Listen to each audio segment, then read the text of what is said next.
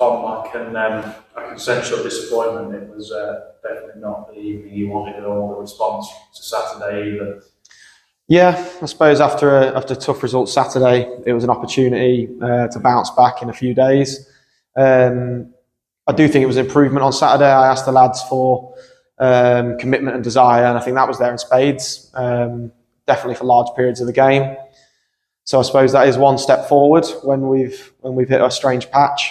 I think we looked confused a little bit at times, despite us being very clear and trying to simplify things for players before games, asking if people understood roles and responsibilities, which we all know that I'm kind of big on. Everyone seemed positive, everyone knew their job, but at times it just wasn't there correctly. And maybe that's just a little bit of quality. So even when we've simplified things and we said, your mate can help you out, take two, you've got time, man on right shoulder, make your decision for you, switch right back, can you hit channel, can you hit target man, can you bounce, whatever it may be. And I don't know, strange one at the minute when we pick ourselves up and go on a good run to give ourselves half a chance again of being successful towards this season's aims, to then fall short is again frustrating, mate, as I'm sure you feel the same.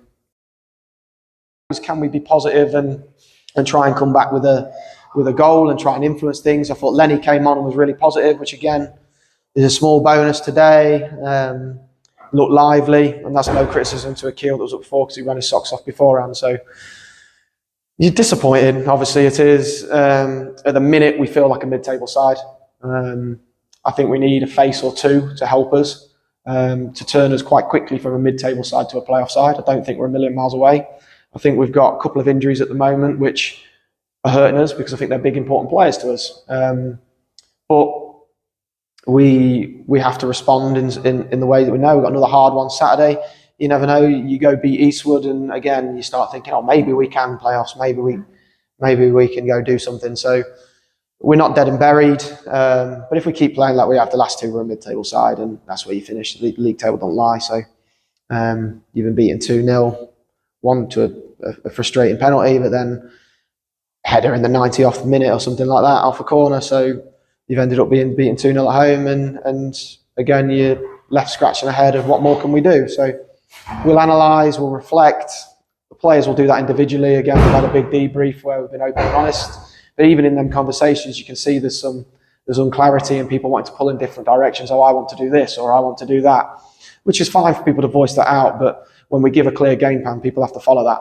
I'm always big on my scripts and the patterns, and I think that if everybody goes off the same script, even if that's the right decision or the wrong decision that you think tactically or formation-wise or whatever it may be, I think if you all sing off the same hymn sheet, you're going to be a lot more effective. And obviously there is an argument that becomes predictable, but when you're predictable, you as a team know where you're strong. And I think maybe at times we're a little bit naive and think we're going to play as individuals. And that's frustrating for me. It's frustrating when I can see it on the pitch. But we need to keep reflecting and keep having a clear path, and hopefully lads will buy into this is how we play, this is how we'll be successful, this is how we as a group are going to achieve. And hopefully that'll be the case Saturday onwards. You mentioned the Florian cards and the red cards and the sin bins. It's quite funny. You can look at it a couple of ways. You can look at it as they lost their discipline, but actually it kind of ignited probably your best spell of the game in a strange way.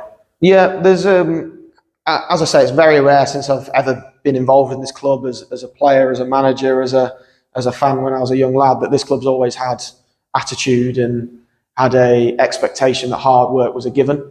When you come to Essex Park, you're usually in for a hard old Saturday afternoon. And that's something we've encouraged since we've been back. That's the club's ethos. We're together, as our slogan suggests, relentless. We're going to give everything we've got. 8 games to go now, so what can you do to win all 8? As I say, for me, mate, we need a couple of faces. I think we've got a very good squad, but I think we're much of a muchness. I think we need a little bit of more seniority, a little bit more, just to give us a new face. I think we need a little bit of a freshen up. a little bit of confidence in a few of the boys, the same way that Greg came in and made a big difference, and we went on a really good run, 5 from 7 or whatever it is since Greg was here, and we're a threat. I think we need a little bit of positivity back in the place. We'll be working hard to bring those sort of people in. They are out there, definitely, and there's some people that could make a big difference that are maybe only seen on paper as maybe an average player at this level or an average player at that level. I think there's clear gaps that can make a huge difference to us, and we're going to do our best to bring those in.